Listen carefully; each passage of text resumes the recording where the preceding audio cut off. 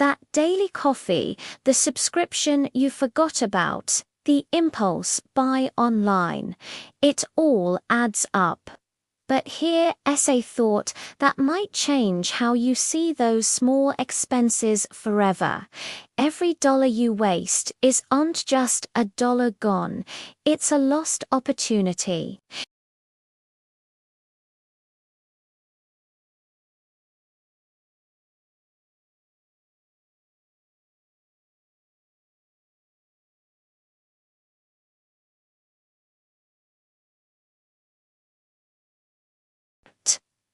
It's not about cutting out all the fun. It's about making your money work for you intentionally. Let's break down what wasted money really is. It's not just about buying things you don't need. It's about spending that doesn't align with your long-term goals. Think about it. That $5 you spend on a fancy latte every morning is about $100 a month. Over a year, that's $1,200. What could you do with an extra $1,200? You could take an online course to learn a new skill that could boost your income. You could make a significant investment in the stock market. You could start a side hustle. That daily coffee isn't just costing you $5. It's costing you the potential return on that money. This is the concept of opportunity cost, and it's the secret to understanding why intentional spending is so crucial. The problem is, we're often on autopilot with our finances.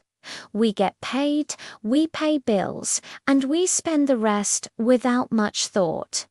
Society encourages this. We're bombarded with ads telling us to buy more, to upgrade, to keep up. But this cycle of earning and spending keeps many of us stuck, living paycheck to paycheck, never really getting ahead. The real path to financial progress isn't about earning more, though that helps. It's about becoming more productive with the money you already have. And productivity, when it comes to money, comes from intention, not restriction. So, how do we shift from mindless spending to intentional investing in ourselves and our future? The first step is awareness. You need to know exactly where your money is going. I challenge you to track every single penny for 1 month. Use an app, a spreadsheet, or a simple notebook. It doesn't matter how you do it. Just do it. This isn't about judging yourself or feeling guilty. It's about gathering data. At the end of the month, you'll have a clear picture of your spending habits. You'll see the patterns, the leaks, and the areas where your spending doesn't match your values. This is your starting point. Once you have this data, it's time to create a new plan. But this isn't your typical restrictive budget. I like to call it a growth plan. Instead of focusing on what you can't spend, you focus on where you want to direct your money. The goal is to redirect funds from the wasted column to the growth column. Let's categorize our spending into 3 buckets: needs, wants, and growth. Needs are the essentials: housing, utilities, groceries. Wants are the things that bring you joy but aren't strictly necessary: dining out, entertainment, hobbies. The growth category is where the magic happens. This is money allocated for things that will increase your net worth or earning potential.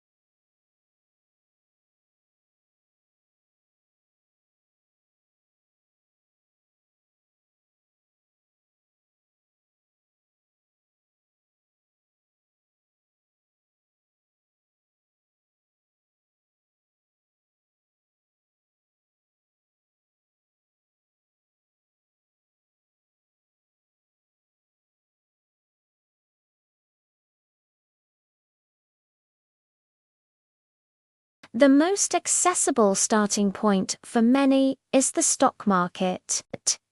You don't need to be a Wall Street wizard.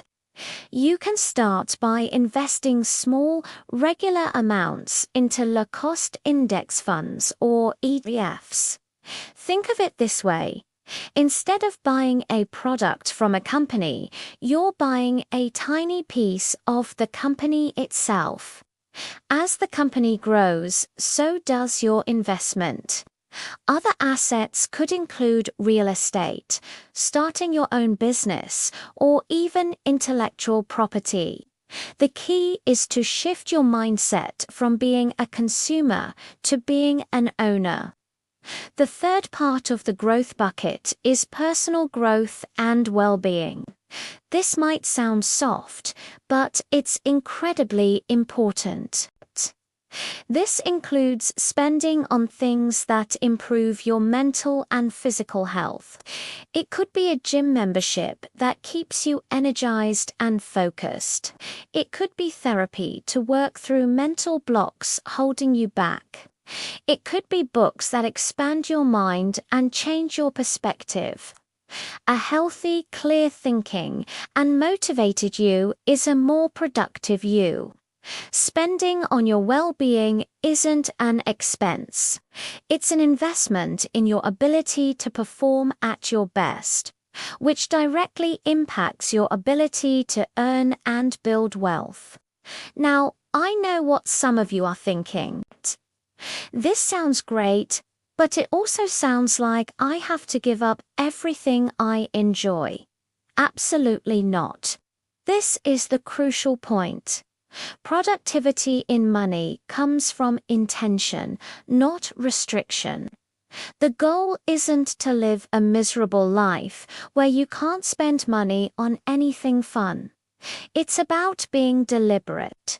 Look at your wants category. Which of those things truly bring you joy and value? Maybe you love going out to dinner with friends once a week. Great. Keep doing that. But maybe you realize you're spending $100 a month on streaming services you barely watch. That's a perfect candidate for redirection. You get to define what's worth it to you. The process of tracking your spending and creating a growth plan forces you to ask yourself, is this purchase moving me closer to my goals or further away? It's about conscious trade-offs. You might decide to make coffee at home on weekdays so you can afford that weekend trip you've been dreaming of. You might cancel a few subscriptions to free up cash to start investing. It's not about deprivation. It's about alignment. It's about ensuring your financial decisions are actively building the life you want, rather than passively funding a life you just fell into. Let's make this practical. After you've tracked your spending, identify just 1 or 2 areas where you can cut back without feeling deprived.